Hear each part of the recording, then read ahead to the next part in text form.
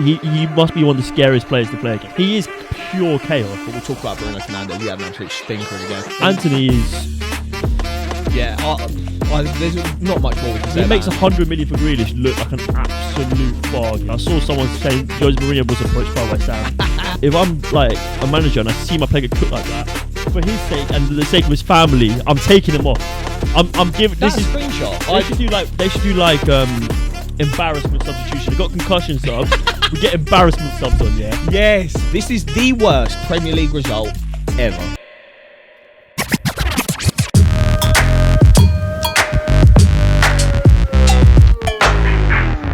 Hello guys, welcome back. BoreDraw episode number 38. 38. Oh my god, we're two of the big 4-0, man. We are. Mental. Yeah, we're back again, and what a weekend of football. I was about to swear there. Yeah, I'm gonna be good this episode, but I don't know. Oh mate, it'd be nice if it was episode 7 or 77 or 777. Man United fans, last week we started the praise. They'd been long overdue some praise, and I was like, we've got a Man United fan called Gaffers who's been on the pod, and we were saying all the Man United fans have come out the sewers, and we were doing a bit of this. The rats. Literally the first game after we said that, mate, absolute romping. How they've literally had an amazing last 10 days. Beat Barcelona. Good result. Very fantastic. Good result. Yeah. Beat Newcastle. Have your first piece of silverware since 2017. 2017. Mad. They decided to honour it by going and losing 7-0 to Liverpool, who have been pretty poor this season. But the thing is, yeah, it's weird because Liverpool, they done it against Bournemouth. What was that, 9? 9, I think, yeah. Then they smashed Rangers as well. Yeah, for 7. So they can smash these teams. Yeah. They can smash below average teams. Especially when even if they're out of form, you can't count them out. They're just on crud. Especially at Anfield, they're built different. Yeah. So I mean, everyone knows Liverpool thrive off of the atmosphere, the energy, the electricity, the intensity that's built behind them, and they were so explosive. And it was weird because the first 25-30 minutes I thought were fairly even. I thought Man United probably actually the better team. Totally agree. I reckon first half they were the better team, even though they went into half-time 1-0 down. Yeah. They had a couple of decent chances where the final ball wasn't right, or I don't know, people like shat the bed. Rashford could have scored one. But yeah, I'd say going into half-time, Man United, they feel hard done by. Yeah, you'd be all right with what was going on. So, honestly, it's probably not even worth talking about the first half. I mean, Liverpool, great goal by Gakpo. It was outrageous goal, actually. Yeah. Yeah, great pass by Robertson, who I thought was brilliant this game. Yeah. Great pass by Robertson. Gakpo, the nice little cut inside, and to find the far corner was excellent. We're seeing the talent that we knew he had prior to his move to Liverpool. So that was World Cup-esque sort of goal from him. Very impressive. But the first Gakpo, for me, he's like and we'll probably get into it, but he's like the direct opposite. He's like the counterweight to Darwin Núñez. Gakpo doesn't really offer as much in terms of chances and attracting chances around him, but his finishing is elite. Whereas his second goal, where he lifts it over De Gea, was unbelievable. Disgusting. Whereas Núñez just causes havoc, probably so much more havoc than Gakpo could ever imagine to cause, but has below par finishing. Although in this game he did actually have quite a good couple of goals. But yeah, I think them two. We're talking about Liverpool phasing out their front three of Salah, Mane, Firmino. I think obviously Salah will be there for a couple more seasons probably, but I think in Gakpo and Núñez they've got potency up top. 100%, and we saw it going into the second half. I mean, that Darwin header where he flicks it on from, was it a corner or was it from it's a free was kick? It Harvey Elliott? So it came in. He got whipped in basically, and he glances it on. Yeah, unbelievable technique to be able to do that. He is Darwin Núñez. He is just he must be one of the scariest players to play against. Mate, he is pure chaos. In and around the box as well, he's massive. He'll get his head on everything. Well, the thing, he's massive, and he's also unbelievably quick. He is so fast. He's like, we've said this before on the pod, he's like Haaland with worse finishing, pretty much. He's got all the attributes. The ball sticks to him. Not as well, actually. He's got pretty average tech on the ball, but like Haaland, the ball gets attracted to him in and around 6-yard box. Always, he'll get his head on stuff. Can run the lines really well. Probably better than Haaland. Haaland, I think the problem he's had this season is that he, and we said this on the pod, gets stuck centrally quite a lot. Whereas Nunez has the ability to go wide. In this game, he started on the left, but he can come central, play out wide. So he's got that in his locker that Haaland doesn't. Yeah, I think he will go on to be a brilliant asset for that Liverpool front line. Time, yeah. And their front line is kind of scary in the fact that it is sort of similar to the Firmino, Mane and Salah trio, where they all do something, but it's all different. Whereas here, they've also got that, but differently to the way that that Mane and Firmino do it. So there's talk that Firmino is actually giving Gakpo like tips into being a false nine sort of player, which could be interesting to see. But yeah, it is. They are like you can't say any word but dangerous. They are dangerous. It's just how can they replicate this consistently throughout the season has been the issue. And I think this game stems from the fact that they were allowed to get Trent and Robertson involved. And I think they won that midfield battle. I think Fabinho had a good game. Yeah, I was looking at the midfield at the lineups, and you go Man United, arguably, and we said this going into the game. It's been probably a hot minute since they've been favourites, but I would have called them favourites. And then looking at the lineups, I probably still would have called them favourites because a midfield of Henderson, Fabinho, and Harvey Elliott doesn't really scare me at all. No, I think that's quite light work. We said Jordan Henderson and Fabinho are probably on the past it category, and Harvey Elliott is probably on the not even there yet category. So they've got no one that is like an elite midfielder. Whereas Man United are going in there with Casemiro, who's world class, Bruno Fernandes, probably world class. Yeah. But we'll talk about Bruno Fernandes. He had an absolute stinker of a game. But yeah, you'd look at that midfield and think Man United run that every day of the week. But like you said, Fabinho had a really good game. Harvey Elliott, as a player on the opposite team, I look at him and I'll be like, I could never get bullied by that guy. He's so small and like he's good, but like he's not got like a burst of pace to get away from man. It's like, how are you getting outplayed by him? And so he was excellent in this game. Yeah, he was really good. I was just like, really impressed with that midfield because that is their weak department. And yeah, they showed up. I think so. They like to play the Fabinho Henderson duo to cover for Trent, allow him to get further up the pitch. Yeah. But it was weird to me when Man United started with Fernandes out on that left hand side. I think if you're playing against Trent Alexander-Arnold, you want a direct runner. I think you play. Why haven't you got Rashford just squaring him up every time? Rashford and Bukayo Saka, the two most direct runners of the ball, 100% in the Premier League. Yeah. Why is Rashford not squaring up to Trent? Yeah. In the initial phase of the game, because the minute you let Trent build into the game and get a bit of confidence, then you sort of lose that edge a little bit. I mean, you still probably have him on toast because he's not the best defender in the world, and we said that countless times.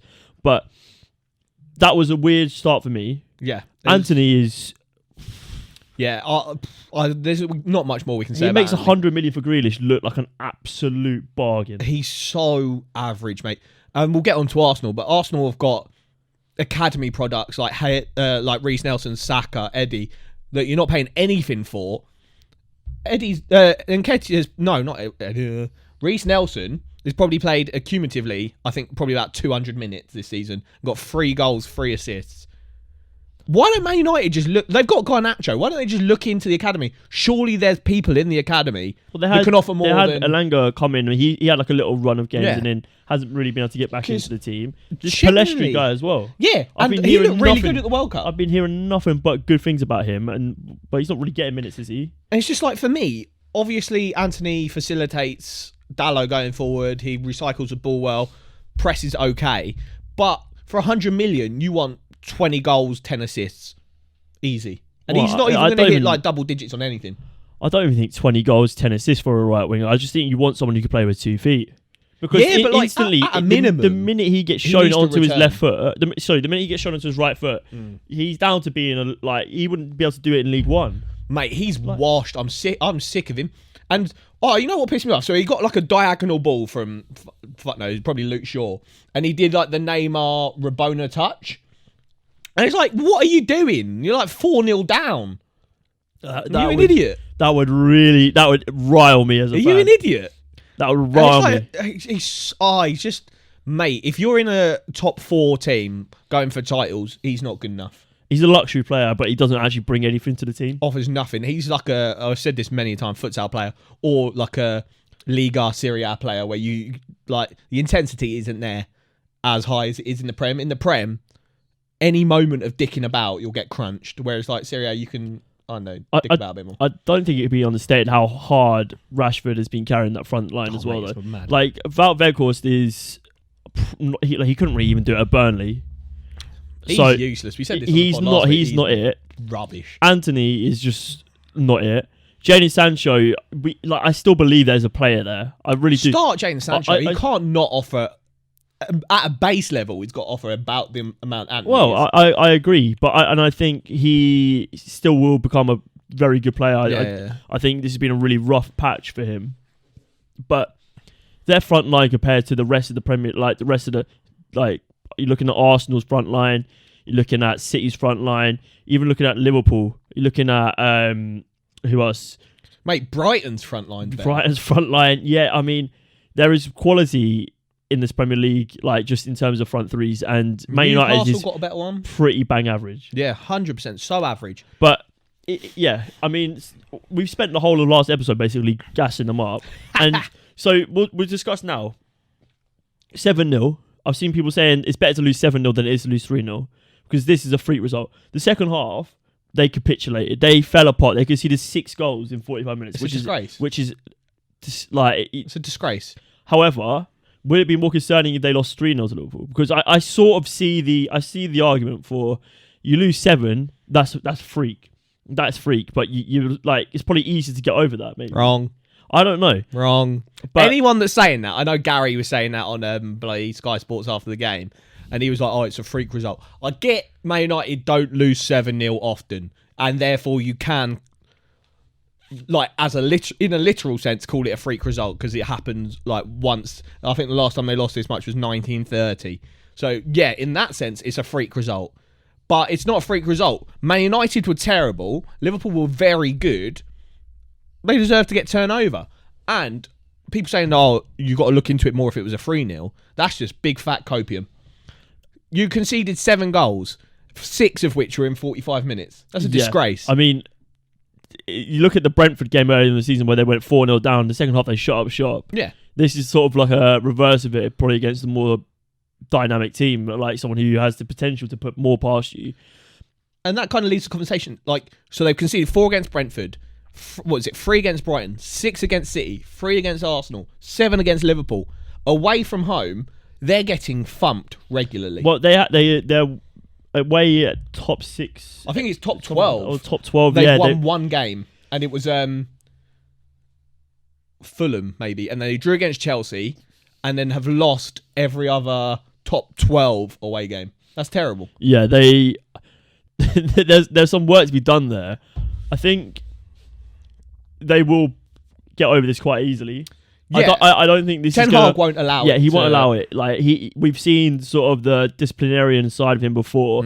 He won't be happy with this. I thought he was quite professional in the way that he came out afterwards. Yeah. The Bruno Fernandes situation there was borderline embarrassing for the captain of your club. Yeah, I saw Gary say that he wanted to come off. I haven't seen any videos that like confirm that he was wanted to come off. I saw one where he's kind of looking a bit despondent on the centre circle, but I think he's reading too much into it to say that he wanted to come off.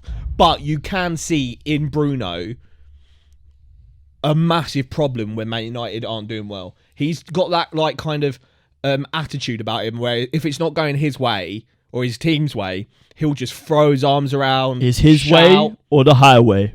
It's his way or you're a big fat pussy. No, I don't know. But yeah, he's got that attitude where it's like he'll just shut up shop internally rather than tell his team to shut up shop. At one point, I thought he was going to bring it back to like the playground rules and be like, it's my ball, I'm going home. And just walk off the pitch. He pushed the line though at one point. Yeah, it was a bit embarrassing, and I don't think anyone really had a harder day than Luke Shaw and Lisandro Martinez. I think we were gassing up Lisandro. I saw a pretty mad stat though. So Lisandro Martinez this season has conceded 35 goals, and people were saying Virgil van Dijk's washed. In his worst ever season at Liverpool, he conceded 33. Yeah, and there's still 13 games left to go for Man United. I'll give you a mad stat.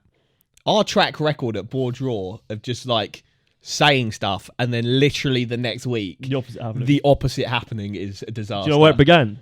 Yeah, Valverde. Yeah. Man. And then what did we say? We said, Trent's quality, and then we backed him. Started the season and probably the worst player on the planet. Yeah.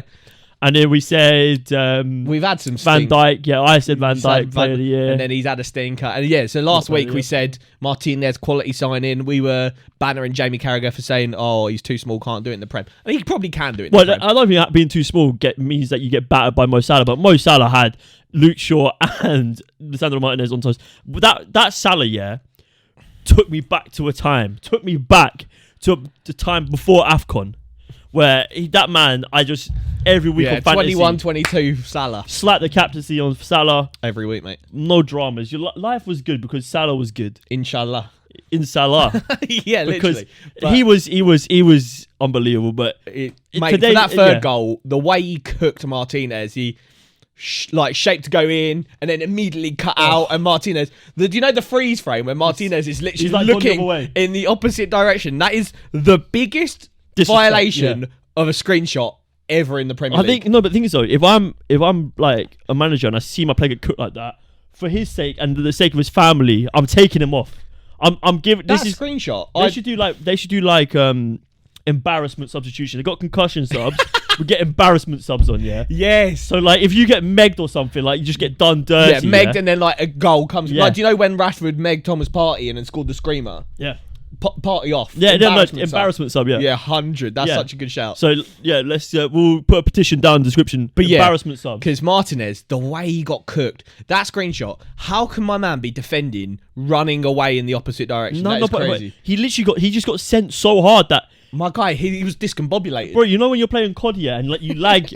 And then you like shooting, and then suddenly the guy's like slide cancelled, and he's like. Or do you know like when you play COD on like crazy what's it like sensitivity? Yeah. So you're spinning around and you actually don't know where you are and you're just like that is literally Martinez. He had a stinker. Luke Shaw, as much as Martinez got cooked on that one moment, Luke Shaw, I think for 3 or 4 of the goals, he had a pretty disastrous moment in each of them where he either could have cleared the ball and didn't, or tried to pass it and it went to a Liverpool player. He had a stinker. I think the chaos in that Liverpool front line though caused issues for the Man United backline, because the two centre backs, one of them would be pushing up when the other one was dropping, so there was like massive gaps between them at times where Gakpo or Salah or even Darwin could float in. You know what I mean? Darwin. Mate. Yeah, no, 100%. It was crazy. Yeah, it was. And what I like about that front three as well is that between Gakpo and Darwin Nunez, you have fluidity, because they can both play out wide on the wing and both play centrally. So you're giving the centre backs and the right backs issues because they have to decide whether to follow their man into that part of the pitch. So having someone like Wan-Bissaka on that side would have been really good. Crazy they didn't start Wan-Bissaka. I think he would have been a massive bonus because he's got legs like Dalot doesn't have. The only thing Dalot has over him is the ability to go forward. But in this game, I think that's Man United came into the game a little bit too big-headed, a little bit too cocksure, a little bit too attackive. And fair enough, you're on a great run, Liverpool on a bit of a stinker. But they know Anfield. They know... And this is maybe Ten Hag kind of being a bit naive and thinking, I can just walk into Anfield and get sort of approaching every game the same. Whereas I think a more accustomed Premier League manager that's been to Anfield a few times would know it's a different kettle of fish. I think if you're on good form. You look at Mikel Arteta in the Arsenal documentary. Played the tunes. Exactly. And you can't understate sort of, you make fun of it and laugh at it because it seems ridiculous. It's a thing. It is an absolute thing. He spoke about him in his career getting stage fright at Anfield. Ten Hag's probably having trauma now. Next time, He's going to be. Mate, he's going to be the builder. He'll text Arteta and be like, mate, you got a link to that "You Never Walk Alone" YouTube video, so I can play it. To the boys. What's the song you play the trainer with? Yeah, so I can play it to the boys. He's going to be like reverse balding now. It's like that much short. He's going to grow grey hair after that. What was I going to say? Yeah, the only thing that Dalot has over him is attacking. But yeah, Man United were a little bit too ahead of themselves, thinking they could go toe to toe with Liverpool at Anfield. Maybe they should have shored it up a little bit more. Shaw should have shored himself up a little bit more. But you get Wan-Bissaka in there. I heard Varane had a little bit of an injury, so maybe he wasn't 100%. I think same with Casemiro. But even still, all in all... Following on from the injuries, though, I was going to say, like, my final point probably on this is that they've had almost 2 cup finals in the space of like a week, that Barcelona game and the Newcastle game, coming into a third big game. Regardless of where Liverpool sit in the table, that is always going to be a big game going to Anfield. Potentially maybe fighting 3 heavyweight games like that does take it out of you. Yeah. Is that maybe a reason that they sort of fell off into that second half and capitulated? Yeah, they've had a lot of games at the moment, haven't they? They're playing twice, like once every 3 days pretty much, and they've been doing that for 2-3 months now. And they haven't really got much depth. Apart from maybe like Garnacho and Sancho, and then Wan-Bissaka and Dalot, they're playing pretty much the same 11 every time. So, and like Arsenal, when we start getting back into Europa League, that's what I'm worried about. They've got Sabitzer, McTominay. Yeah. You know, but it's still not like crazy depth. And in the like you said, they've had cup finals, so they've played a pretty standard 11 each time. And but I just want to end it on this is undoubtedly. I know there's been batterings. I know Southampton lost 9-0. I know Arsenal lost 8-2. To Man United. This is categorically, and I don't want to hear it from anyone. I've seen people try and say, no, this isn't as bad as the 8-2 or the 9-0s. This is the worst Premier League result ever. And if you disagree with me, suck your mum. Moving on. Let us know.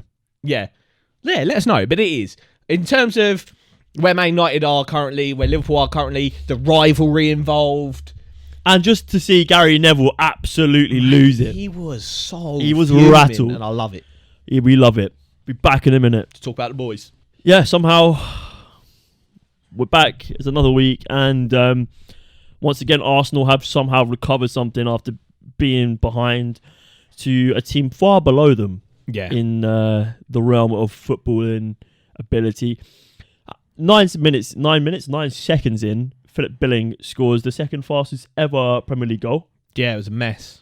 What is going on? I believe Shane Long still holds the title for something like, was it 6 seconds or 7 seconds? Yeah. Good goal, though. Yeah, it's a really good goal. Bit of poor defending, though. The ball shouldn't have got that far, I think. It's one of those, like, you just caught so cold, mate. Like, at that point, you're probably... Aaron Ramsdale was probably still getting his gloves on at that point, mate. It's crazy. And the second goal. What a header. Yeah, and I don't want to talk too much about Arsenal because as good as we were in the second half, we were a little bit slow. And I think for me, we'll talk about the gas first. 97th minute winner. How's your mum, mate? That is sick. Somewhat controversially... I don't think it's controversial. I think we aren't playing basketball here. I'll punch anyone that thinks I'm not... Like, we don't play basketball. We don't play to the buzzer. Obviously, ball goes out of play, time plays on. The clock is an estimate. Yeah. So, but you can understand the aggravation of fans who believe that. I understand nothing. But if you watch it, so the only fans that are aggravated are people that didn't watch the game. So the problem with going 1-0 up, if you're an underdog, is you sit back. The problem with going 1-0 up after 9 seconds is that you are sat back for 95 minutes-ish. Mate, it is literally what happens to England in the Euros against Italy. Exactly. As soon as you score, you immediately are like, oh, how do we do that? And now we're panicking, defending. Gives so much impetus to the attacking team to be like, oh, we got nothing to lose now, we need to equalise. That's what Bournemouth did. So they were time wasting from literally, and it's not even banner, literally from the first minute. And that's fair enough. You're in a relegation scrap. You're coming to top of the league away. Do what you can. And then as soon as they get the second goal, as an Arsenal fan, you're thinking, oh, this is going to be a long day because they are sat back and now we need to get 2 more. So for us to get 2 goals, love that. But you're getting into the 90th minute and you're thinking, oh, this is not good. Because even though we got it back to 2-2, a draw's not really good enough because as we said, our run into the end of the season is harder than Man City's, and losing at home to bottom of the league is not ideal. If we're going to drop points, drop it elsewhere. Drop it to Man City. Drop it to Liverpool. Don't drop it at home to statistically the worst team in the league. So for us, and for blood clot Reece Nelson, love him. I've always thought he's kind of, like I was saying, Gakpo and Nunez are like the perfect opposites of each other.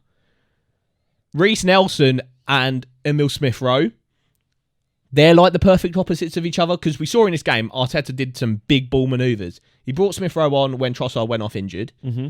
But then, as we were pushing for the goal, obviously Smith-Rowe is coming back from an injury. He's not fully up to the pace of the game. But he had the balls to take Smith-Rowe off and put Nelson on. And what I liked about that is they occupy the same left wing position, but they do it differently. Yeah. Smith-Rowe is very much come inside, link up play, kind of like Trossard, kind of like Jack Grealish, that kind of inside forward. Whereas Reece Nelson is an out-and-out winger that will get to the byline, kind of like Martinelli, whipping crosses, probably not as cold in front of goal, but he offers a bit more towards that left back, whereas or right back on that side, whereas Smith-Rowe will cut inside. I really like Reece Nelson. There's nobody in the Arsenal team that deserves it more. My guy's had injury, loan spells, his contract's coming to an end, and you're thinking, is he going to be here? Go.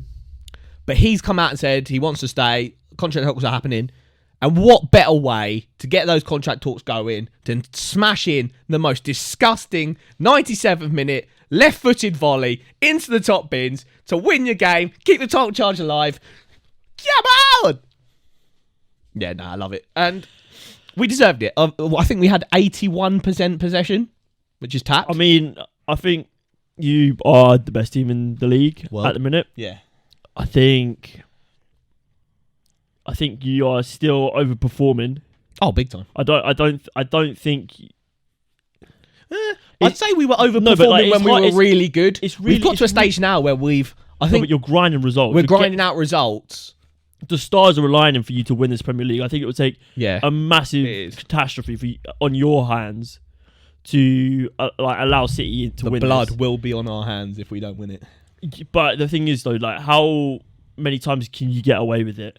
Yeah. Being behind at Villa, being behind at Bournemouth, like, you should not be shipping United, 2 goals to these teams.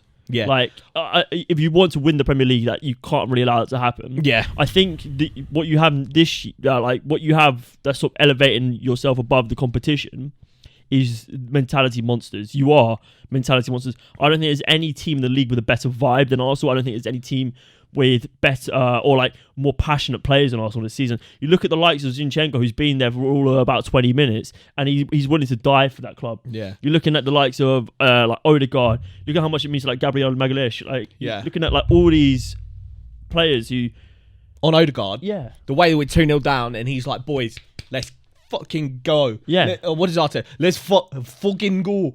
That's not him. He's like, but yeah. Whereas, like, if it was Bruno Fernandes, my guy's throwing his toys out the pram. You want a captain that will get you going. And, I don't know. I do want to touch on us conceding goals more than we were previously. Our defence, I think, pre-World Cup was probably one of the best in the league, barring Newcastle. Now, we are conceding a lot more. And I don't know if it's... Partey's fallen out of the team, I think, a little bit. Like, he's had his injuries injured, or whatever. Yeah. So I think you're losing that sort of stability. I know he started for this game, didn't he? Yeah. And so it kind of doesn't work in favour of my argument there, but I think you allow him back in the team for 90 minutes at a time every game now. You sort of build that back up. The defence have gone from playing to play with Jorginho, who's a much different player. Yeah. So like maybe they can fall back into that sort of... They sort of know the lanes that he's going to cut off and be able to trust him to do that. Whereas before, like probably in this game, they're getting cut short a little bit where Jorginho would have been... If that makes sense. It's a hard way to sort of put it, but... Yeah. I don't really... I'm looking out at it. I think it's a brilliant... I think, Bournemouth catch Arsenal cold. And I think it happened pretty much the same against Villa as well, when Ollie Watkins gets... So Zinchenko loses the ball and Ollie Watkins gets the pass through. And it's a great finish. And I think it's the same sort of thing here. Arsenal get caught lacking. Yeah. And then the corner's a great corner. The header's a great header. Yeah, I don't know if it's a case of at the start of the season we were playing with no fear, and I say there's still an element of playing with no fear, but now I think there is like a little bit of jitters coming into some of the players. There's weight to every game because everyone's starting to think, oh damn, like at first the title charge was kind of this distant dream, or how are we here? How are we first? How's that happened? Do you know that Paul Rudd meme where it's like, who'd have thought? Well, look at us. Who'd have thought? That is literally Arsenal players at the start up until the World Cup. But then you come out the World Cup, still top. Come after the January transfer window, still top. After playing Man City, still top. And you're thinking, oh, this title charge this is happening. And so you get why the jitters are probably setting into some of the players. And that probably leads to some silly moments like Zinchenko losing ball, like some of the defenders not being totally switched on. But and that's going to come, and it's up to those players to handle that kind of pressure. I do want to shout out Ramsdale, because was it 2-0 down or 1-0 down? He done an absolute worldy save. I think he's going under the radar. I think for me, best keeper this season. Yeah. He's pulled some key saves in the Aston Villa game when we were, I think, 2-1 down. Bailey came on and had a one-on-one with Ramsdale. He pulled out another worldy save. Every single game that we're going behind, he's pulling out worldy saves to keep us in the game. And yeah, just big shout out to him, because there's a lot of people slandering him when we signed him. I wasn't like against him, but I wasn't for him. I kind of didn't have any opinion on it, but I've grown to think he's just so good. Yeah, no, it's impressive. Before we wrap up this little segment, should we discuss Bournemouth and the impending relegation battle? Because my God, is the bottom half of that table tight. It's juicy, mate. There's battles all over. So we've got the relegation battle, we've got the battle for first place, we've got the battle for European places, where Brighton have somehow snuck into Champions League. But we'll talk about the relegation battle, because we've got a little clip here of, so from 12th place to 20th place, that's 8 teams, and there's 6 points between them, 21 to 27 points. And I think what makes it juiciest for me is that the team highest in 12th place, Crystal Palace, have the worst record in the last 5 games. Without a win in 5. Yeah, 2 losses, 3 draws. Crazy. And but one of those draws is to Liverpool, who just went on to smash Man United 7-0. Yeah. So it's just teams that you think would be getting out of the situation, like Wolves, Crystal Palace, Nottingham Forest, Leicester, who you're thinking are West pushing Ham on, they're dropping back in it. And teams that aren't doing so great, or you thought, they're a 30 to go down, are getting points. Everton are getting points. Southampton are getting points. So Bournemouth could have got points here. They got points the week before last. So it's a juicy battle when it's hard to predict what's going on. Let's put our necks on the line a little bit. Yeah. Sorry. You need the sustenance. Right. Let's put our necks on the line here. Do it. So, we've got Palace, Wolves, Forest, Leicester, West Ham, Leeds, Everton, Southampton and Bournemouth, right?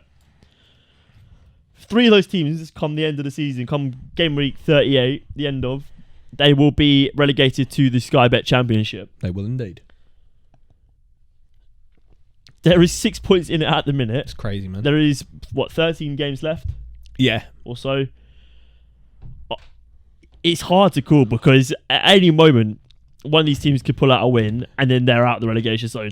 If you put 2 wins on the trot, you could be 12 points clear if you're Palace. It is tapped, because I was going to say let's do it this way, where we go teams that we're definitely sure are going to survive. And I was going to say Nottingham Forest first. But then you look last week, they got pumped 4-0 by a relegation rival. It's like, how can I be so sure Nottingham Forest are going to escape the relegation battle when they're getting thumped 4-0 by a relegation rival? I think let's just talk about West Ham for a minute, because there's problems there. The Hammers. It's time to go. I think so. David Moyes' boys are no longer. We've had debates online about whether he should stay or should he go. And I'm personally in the camp of it's time to go. Yeah, I agree. I think he bought himself lots of time with that amazing Europa League run, right? 100%. But I think he played quite boring football. He's sort of renowned for it. The Moyes boy at Everton. Yeah. He sort of gets results where he probably shouldn't, but it's consistent points, and that's sort of how he keeps him up, like gets him into these like positions of greatness where he goes on these mad Europa League runs or whatever. Yeah, but it's not working anymore, and there's no point trying to make it work if it's not. Do you know what I mean? There is talent out there. That West Ham have spent a fair bit of money bringing the likes of Scamacca, Paqueta. Yeah, they need someone else in. They need some fresh blood. Michael Carrick's been linked.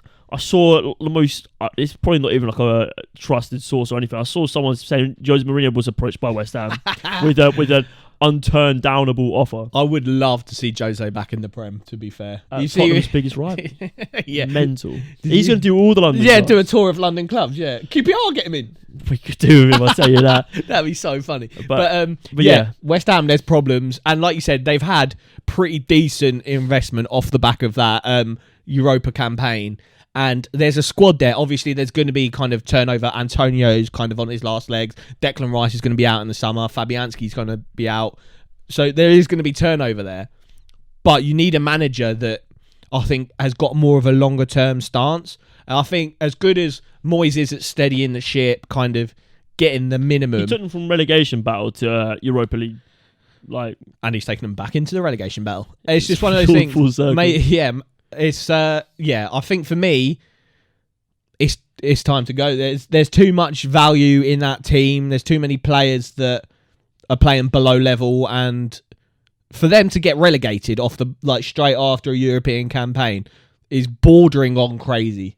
Well, it would be crazy. It's not even bordering on crazy. Like Wigan getting relegated after winning the FA Cup. Yeah, it's genuinely crazy. Like, you can't play European football and then the next season with a better squad get relegated. Mental. I think if I have to pick a team who I think are going to maybe get out of this, I think Everton. Give me a safe team, yeah. I think Everton could potentially make the great escape. I have that faith in Sean Dyche. Yeah, out of all the managers, though, I'm very impressed. I'd have the most faith in probably either Brendan Rodgers or Sean Dyche. Yeah, I think... And what they've got going for them, Leicester and Everton, is they've got two managers that know their way around the Prem, and also two squads that are both too good to be in the relegation battle. Yeah, I probably agree with that, but I think Southampton, the new caretaker, manager, has been given a job at the end of the season. Is it Ruben? I think he's done actually quite a good job. Ruben Selles? I might have made that up. 2 wins in the last 3. Yeah. And they're looking far more solid than they have been under Nathan Jones. Yeah, they look good, but I think they're playing their squad. Yeah, it is Ruben Selles. I think their squad isn't so. I was saying that Leicester and Everton have too good a squad. Southampton's squad, for me, barring maybe James Ward-Prowse, Lavia, who's in and out of the team because he's injured, I couldn't name 2 or 3 players that are too good to go down. For me, out of all of the squads in the relegation battle, maybe barring Bournemouth, who I think all but down. Even though they're putting a good showing against Arsenal, I'd say they're probably a 30 down. I'd say Southampton have got the worst team. Oh yeah, I think it's going to be tight though, because I think I think Palace will be fine. I think Palace have too much quality. Palace and Wolves, who are the 12th and 13th, but they're both on 27 points. I think they'll both be fine. We could be seeing a season where Southampton, Everton, West Ham,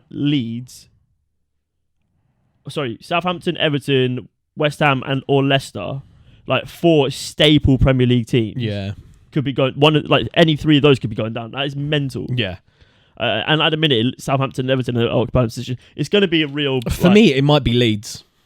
I think Leeds. I don't want to see Leeds go down, but I think they're in trouble. But I think they're also in a position where they could bounce back quite easily. I think that is almost the problem with it. Any of these teams, they're you're only in the Championship for a year. Yeah. Oh, all of these teams have come up too quickly. Yeah, maybe barring Bournemouth, but now they've got new money. They'll be one of those teams that come straight back up. Maybe. I mean, I don't know though. You're looking at if Burnley, Sheffield United, and Middlesbrough go up, you're still looking at the likes of Watford, West Brom, Norwich in the Championship. That's 3 big teams. Millwall, Luton are doing really well. But Bournemouth got big money now. Have they? I mean, they've got. They got Michael B. Jordan as a. Yeah, but that's not that's not handsome money. I don't think that's big money compared to Premier League club owners. I'd say they're richer than. Who did you say was? They're richer than Watford. Are they bigger than the Pozzos? Yeah, 100%. I don't know, man. Yeah, they got taken over for big money. Yeah, but it's Bournemouth, innit? As a club, they shouldn't be anywhere near the Premier League. Their stadium's like 12,000. Yeah, 5 seats or it's something. Mental. Yeah, the vitality, ain't it? Mm. But yeah, I don't know. Right, yeah, why is he buying a team called the Cherries? Maybe he likes cherries. Who knows, man? But yeah, I'm going for Bournemouth, Southampton, and Leeds. I think I'm gonna go for Bournemouth, Southampton.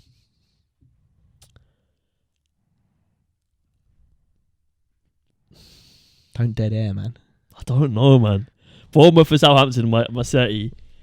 I don't want to say Leeds because even though I think it might be Leeds, I'm going to go West Ham. Bournemouth, Southampton, West Ham. But how did West Ham beat? They smashed Forest 4-0, man. Yeah, mate. But they are the driest team to watch. Yeah. Oh, my. Yeah, West Ham. I don't know. Could be any one of them. Yeah, I don't think Arsenal or City will get relegated. I think Liverpool have done enough to I think mathematically Arsenal are actually safe now. You've done enough. We could lose every. Take your foot off the gas now. We can. That was the remit for Arteta. Don't get relegated. That wouldn't surprise you, mate. Yeah, mad. Oh, I don't know. Relegation battle sort is of pretty frying crazy. my brain. Yeah, it's pretty crazy. Frying my brain. We're gonna come back, and after the break, we're gonna hit you up with some predictions. Also, Luke wants to take us European for a bit to talk about. Yeah. One probably Kylian the best Mbappe. Yeah. Who knows? So we're back in a sec. Be back. Back once again for the Renegade Master. Talk to me about Kylian Mbappe, Luke. Kylian Mbappe. We're running out of words to describe the man that is Kylian Mbappe. 201 goals for PSG, I believe. That is, yeah. So what did he 24. become? Yeah, I think that's the tap bit. Like, I think anyone and their mum, because they're so overpowered in their league, could stay at PSG and hit 201 goals eventually during their career. But to do it by 24 is wild. Yeah, he is just probably the best player in the world. Yeah, he's got to be. I know there's everyone talking it's a Farmers League, but you can even when he does it in the Champions League, you know he's too good. Like, and he does it in the World Cup, you know he's too good. So there's the Farmers League. He scored a hat trick in the World Cup final, mate, still lost. Yeah, it's tapped. He's so good. Like he's like got every element you want. Like he's got like, so everyone's like, oh, Rashford.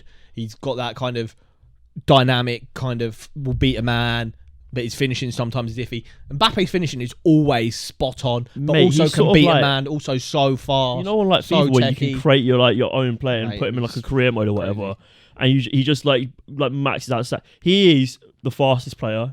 He is like the best finisher. He is like the most skillful player. There is no one can touch him. No one gets near to him. He has absolute burners for days, mate. If you're not like, I can't think of a single defender who would win in a 1v1 against him. Like, he's just that good at football. It's not really fair to anyone else. Yeah. And I think we're sort of like, oh yeah, the Lionel Messi and Cristiano Ronaldo era's come to an end. Neymar he's out for the rest of the season now, isn't he? Oh yeah, I saw that. With a big injury. And so we're looking at who's going to be the next shining stars that are going to define a generation, the way that Zidane and Figo did before Messi, and the way that Ronaldinho did, and Kaká. Yeah, like them, man. And you're looking for the new generation. It's going to be Mbappe, mate. As soon as Messi stops winning Ballon d'Ors, Mbappe will win them pretty much every year until he's like 30. Well, and I think now you're looking at, if you had to pick two, it'd be Mbappe and Haaland, the top two. But Mbappe is 10 times the player Haaland is, to be honest. Haaland is like two-dimensional. I think Haaland is, okay, I said Mbappe's probably the best finisher. Haaland is a goal-scoring machine. Yeah. Like he is. You put him up front, he scores goals. But Haaland's not going to take on a man. No. Haaland's not going to get the ball on the halfway line and beat two people.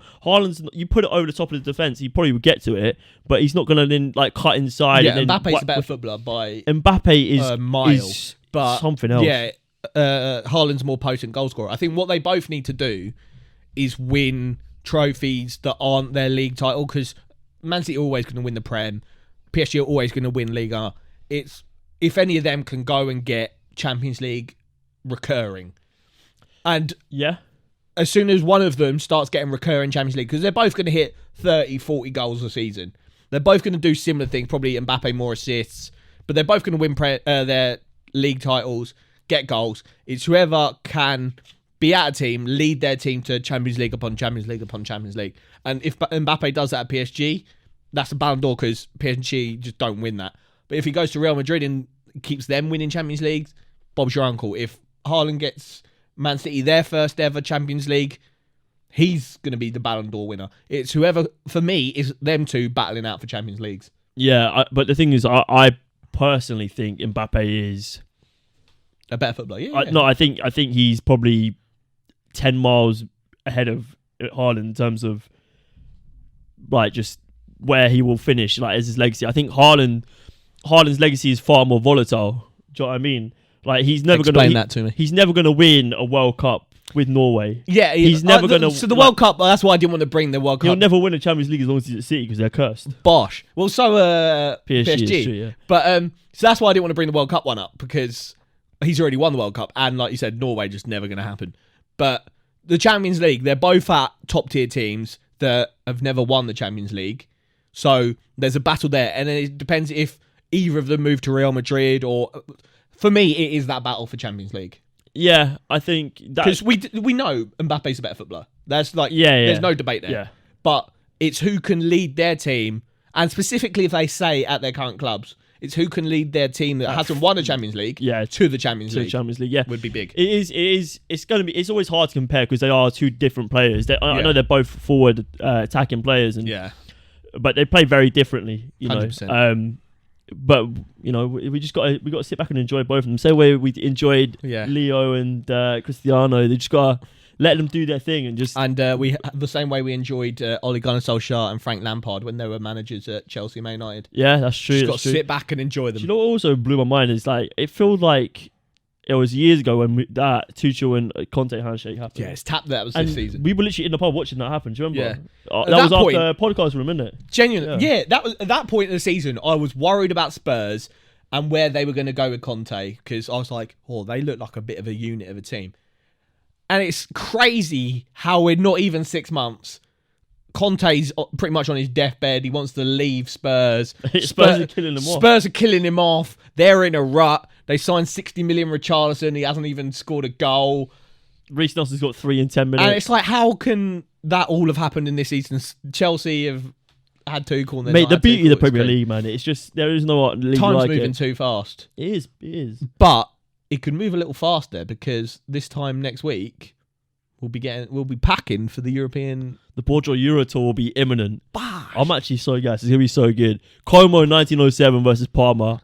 Ajax versus Feyenoord. Mate, we didn't talk about it enough. Die Klassiker. Die Klassiker, yeah. Yeah. We didn't talk about it enough, but we got a big video. Once we get it all edited and all that good stuff, we'll do a Euro Tour documentary, and it's going to be wild. So get excited. Just keep your eyes peeled and keep your eyes peeled for the content we're out there because we'll be posting to our TikTok and our Instagram. You know. Yeah, mate, on the Insta stories. Tom on his live. Yeah, mate. But just give the reins to Tom Hooper. He's going to be our creative director. It's going to be quality. But let's get into some predictions. Not the worst week last week. Not the worst one. You got a correct score. I didn't get any. But it was pretty bog standard. There was some, like, who's predicting 7-0? Come on. In no way. And talking of 7-0, Bournemouth versus Liverpool. Liverpool, 8-0. They did 9, so... Oh, no, I'm going to go Liverpool 5-1. 5-1. 5-1 Liverpool. I'm good. I think I saw. I could be wrong. No, the problem is, though, like, I just know that Liverpool are going to... They went and they smashed Rangers and they fell off. Yeah. And then they smashed Bournemouth and they fell off. Like... Just be consistent, man. Yeah, mate. They probably went out for a pint after this Man United I just game, don't even... Oh, mate. But I agree. Yeah, 5-1. I reckon it's going to be a thumping. I'm going to go 4-0 Liverpool. Okay. That's actually what I predicted Arsenal to do. And I didn't shat the bed, but we did a little bit. Everton, relegation threatened versus Brentford, who have the longest undefeated run in the Premier League. Yeah, I think they're 12 games? undefeated in 2023. I think only 2... I think this came up in the game last night while I was watching it. Only 2 teams... are undefeated in 2023. Them and Reims. I was going to say them and Dortmund. It might be 3 teams then. It might be Reims. Oh, yeah, no. Reims is like 11 games. They're the one with Will Still, aren't they? Yeah. Still. But yeah, Brentford. They look really good, man. I mean, as long as they keep... against Fulham last night. As long as they keep Ivan Toney out of FA jail. Out of the pen, yeah. Yeah, then... What can go wrong? Out of the pen, but he is really good at 22 22. Mate, he is unbelievable. Mate, he's really good His at pens. technique's not even that good. He's one of those, he just like looks at the goalkeeper and then will just be bash in the corner, bash. You just know he is like, I am me. This is me. Like, I am the situation. Yeah. He just backs it. But 2-0 Brentford. I'm going 2-0 Brentford as well. Oh, mad. Leeds versus Brighton. Brighton, who also, we briefly mentioned it, they're casually, they're doing their thing. They're like, just nobody mention us. Nobody mention us. Everybody shut up. And then they'll be fourth. Yeah, and everybody be like, what happened there? Who knows? I'm back in Brighton to teach Leeds how to play football. And it's going to be Karen Matoma show. I think it's going to be a 2-1. Yeah, Brighton. I think Leeds score. Leeds, I want them to do well. I like some of their players. I like Willie Nonto. I like Sinistera. I like, is it Jorginho Somerville? I like their players, but I like Patrick Bamford as well, but he is falling off a cliff. So I want them to do well, but Brighton, probably one of the toughest outfits you can come up against in the Prem at the moment. What did you say, 2-1? I'm going to go more than that. I'm going to go 4-1 Brighton. Ooh. Actually, 3-1 Brighton. 3-1, yeah. 4-1, I got a little bit too excited. Leicester versus Chelsea. 1-0 Chelsea. Average, yeah. 1-0 Chelsea, I think. I'm going to go for a 2-2 draw. 2-2s. It's the realist. 2-2s up. Spurs versus Nottingham Forest. 1-0 Spurs. Actually, scrap that. 3-0 Spurs. Mate, I was going to say you backed them last week and they let you down against Wolves. But to be fair, they're at home this time. I just don't know. I don't like... Nottingham Forest, I know they got slapped 4-0, but I think that Mr. Gary Neville was a freak result. Not the 7-0. But, whoa. I think Spurs do probably win, to be fair. I'm just chatting shit. 2-1 Spurs. What did I say? 3-0? I have no idea. Yeah, I did, yeah. Crystal Palace versus Man City, the Vieira derby. Man City do have previous at Palace. They do seem to struggle. Palace were the only team who didn't concede them last season, I believe. Oh, yeah. They got a draw and a win, yeah. Yeah. And that's the game where Andros Townsend, in my opinion, scored like the best Prem goal ever. Do you know that? He got like a half volley from like 40 yards out. It was disgraceful. I'll make a TikTok about it. We'll do a TikTok. My best ever Premier League goal, or like underrated Premier League goal, and your best ever underrated Premier League goal. I know it straight up. A geezer from Fulham. What? There's a geezer from Fulham that scored a banger years ago. I can't remember his name. Nah, mate. Is he Algerian? Phillips, huh?